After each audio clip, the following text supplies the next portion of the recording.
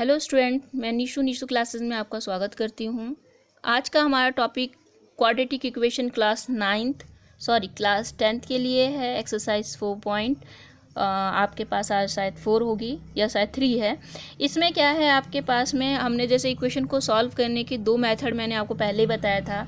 एक मेथड था आपका फैक्टराइजेशन मेथड और सेकंड मेथड था आपका कंप्लीटिंग द स्क्वायर। पहले आप स्क्वायर कंप्लीट करके फिर इक्वेशन को सॉल्व करते हैं। अब आपके पास जो थर्ड मेथड है स्क्वायर निकालने का, स्क्वायर रूट निकालने का, वो है आपका क्वाड्रेटिक फॉर्मूला। आपको एक फॉर्मूले में वैल्यू पुट करनी है और वहाँ से आपको इक्वेशन के रूट निकालने हैं, मीन सॉल्यूशन निकालने हैं।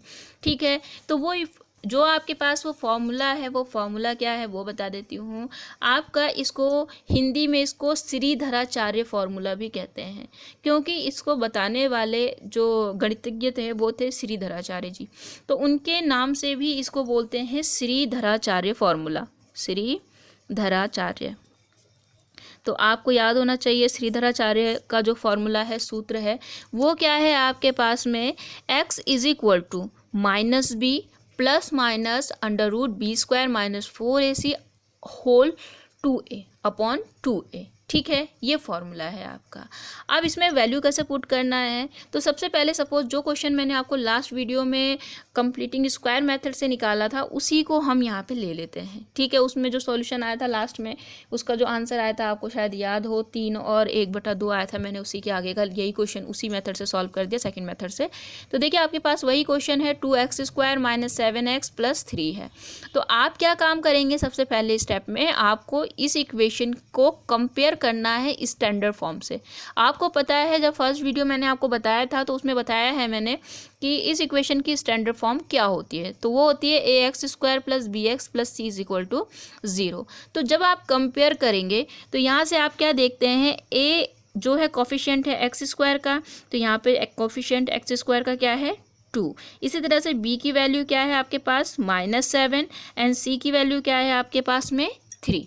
ठीक है, अब आप डायरेक्ट इस फॉर्मूले में वैल्यू पुट कर दीजिए। तो फॉर्मूला आपने देख लिया है, ये आपके पास में फॉर्मूला है। ठीक है, तो हम इसमें वैल्यू पुट करते हैं। देखिए x तो अपनी जगह पे ऐसे ही रहा, माइनस भी ऐसे ही रहा, b की जगह पे -7 प्लस माइनस 7² - 4ac सारी वैल्यूज रख दी अपॉन 2a, तो आपने इस तरह से रख दिया। तो आप देख रहे माइनस माइनस यहाँ प्लस हो जाएगा, प्लस माइनस 7² 49 - 24 अपॉन 4 हो जाएगा। जब इसको में आप देख रहे हैं √25 आ गया, इसको सॉल्व करने पर आपकी जो यहाँ पे बना वो बन गया x = 7 ± 5 अपॉन 4। ठीक है, अब आपको क्या काम करना है, बारी बारी से साइन लेने हैं।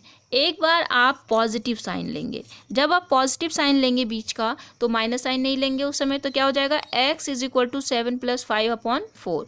7 और 5 को ऐड करने पर 12 अपॉन 4 आ गया, = 3 आ गया। ठीक है, इसी तरह से जब आप नेगेटिव साइन लेंगे, यहाँ पे कौन सा साइन ले रहे हैं हम, नेगेटिव साइन लेंगे, तो देखिए यहाँ बीच में माइनस साइन आ जाएगा, मीन्स 2/4 मीन्स 1/2। तो ये वही आंसर आ गया जो आपके पहले आए थे। ठीक है, तो ये आपके पास में सेकंड मेथड है। ठीक है, अच्छा इसके बाद में आपके पास एक क्वेश्चन और आते हैं, उसमें क्या है आपके पास में, नेचर ऑफ द रूट। आपको रूट का नेचर कैसा है वो बताना है, रियल है, इमेजिनरी है, इक्वल है, वो सारी चीज़ें। तो देखिए अभी जो हमने ये फॉर्मूला पढ़ा था उसमें इसे छोटा सा पार्ट लेना है। आपको क्या लेना है, ये b² - 4ac। अगर b² - 4ac करने के बाद जो आंसर आ रहा है वो 0 से बड़ा आ रहा है, मीन्स कैसा आ रहा है, पॉजिटिव नंबर आ रहा है ना। तो इसका मतलब इसके जो 2 रूट होंगे, रूट तो 2 ही होंगे आपको पता है, लेकिन डिस्टिंक्ट होंगे, मतलब अलग अलग होंगे, अलग अलग रूट होंगे आपके पास में, और रियल रूट होंगे, रियल मतलब पॉजिटिव होंगे। ठीक है, इफ़ b² - 4ac = 0, और इस ऐसे भी कह सकते हैं b² = 4ac, तो मीन्स इसके 2 इक्वल रूट होंगे, मतलब 2 रूट होंगे, दोनों इक्वल होंगे। और अगर b² - 4ac less than 0 means 0 से छोटा है, मीन्स माइनस का नंबर है, तो नो रियल रूट्स, इसके कोई भी रियल रूट नहीं होंगे, मतलब इमेजनरी रूट्स होंगे यहाँ पे। ठीक है, आपको समझ में आ गया होगा। एक क्वेश्चन मैं आपको बता देती हूँ, देखिए यहाँ पे लिखा हुआ find the nature of root of the quadratic equation if real root exist find them. मतलब वो कह रहा है कि पहले आपको इसके नेचर बताना है, और अगर यहाँ पे जो रियल रूट आता है तो आपको क्या करना है, वो आपको रूट भी फाइंड आउट करना है। ठीक है, तो रूट फाइंड आउट करना तो मैंने आपको 3 मेथड बता दिया, आप उनसे कर सकते हैं। पहले हम देख लेते कि एग्जिट हो रहा भी है या नहीं हो रहा है। तो हमने पहले इस इक्वेशन को कंपेयर किया, a is equal to 2, b is equal to -3 and c is equal to 5 कर दिया। b स्क्वायर माइनस 4ac मतलब 3 स्क्वायर माइनस 4 2 5 कर दिया आपने। तो ये 9 माइनस आपके पास 40, तो आप क्या देख रहे हैं, आपके पास माइनस का 31 आया। आपके पास माइनस का 31 आया मीन्स लेस देन 0 है, और जब लेस देन 0 है तो इसका कोई भी रियल रूट नहीं है, और जब कोई रियल रूट नहीं है तो आप आगे सॉल्व कर ही नहीं सकते हैं। ठीक है, तो इसलिए आप इसको अगर एग्जिस्ट करता है ऐसे क्वेश्चंस में तब आप उन तीनों मेथड का यूज़ करके निकाल सकते हैं। फिलहाल हमारे पास में यहाँ पे एग्जिस्ट नहीं करता है। ठीक है, इसी में एक और क्वेश्चन समझ लीजिए।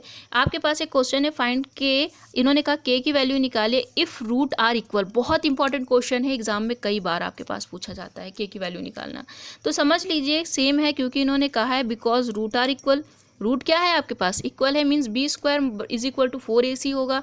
तो अगर आप इस इक्वेशन को कंपेयर करते, देखिए a इज इक्वल टू 2 हो गया, b is equal to k हो गया and c is equal to क्या आपका 2 आ गया। तो जब आप इसको करेंगे तो देखिए बी स्क्वायर मतलब के स्क्वायर इज इक्वल टू 4 2 3, आपको समझ में आ रहा होगा। जब स्क्वायर रूट लेंगे आप इस तरह से तो प्लस माइनस साइन आता है, आपको बताया है मैंने। तो यहाँ से अगर आप सॉल्व करेंगे तो देखिए इनके तो पेयर बन रहे हैं तो बाहर आ जाएगा, और यहाँ 2 3 जा 6। तो आपके पास में देखिए 2 रूट आ गए हैं, के की 2 वैल्यू आ गई है। एक आपके पास में आ गई है -2√6, और सेकेंड वैल्यू आपकी के पास आ गई है 2√6, और ये दोनों ही आपके क्या हैं, आंसर है। मतलब के की ये दोनों वैल्यूज़ हो सकती हैं इफ़ रूट आर इक्वल्स। ठीक है, आई होप आपको समझ में आया होगा। और अगर अच्छा लगता है, कोई क्वेरी है आपके पास में, कोई क्वेश्चन प्रॉब्लम करता है तो आप मैसेज करके मुझे पूछ सकते हैं। ठीक है, अच्छा तो अगर अच्छा लगे तो लाइक और सब्सक्राइब शेयर भी कीजिएगा। थैंक यू, मिलेंगे नेक्स्ट वीडियो में।